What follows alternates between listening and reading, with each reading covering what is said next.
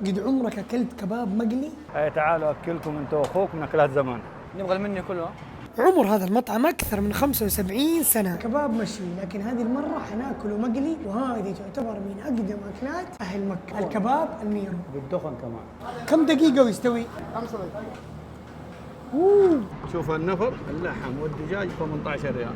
ادينا واحد 7 دايت ومرندا. واحد دجاج وواحد لحم، سلطة بيض. هذه سلطة البيض، مكونة من إيش يا أبوي؟ من طحين وخيار طماط بيض مسلوق زيت زيتون. هذا الطحينة. بيقدموا الأكل بعيش الحب، وأول حاجة بدينا فيها السلطة، خفيفة وحلوة، وهنا معاذ يقول خلي الباقي علي. يا ساتر يا ساتر وربي تعرف وربي المأكولات الشعبية أنا أحب أشرب معها السفن. طيارة طيارة طيارة طيارة طيارة. شوفوا كيف الأخ الصغير يحب أخوه الكبير يا ناس. حبة الكبابة نفسها رغم إنها مقلية لكن طرية وحلوة. شكرا.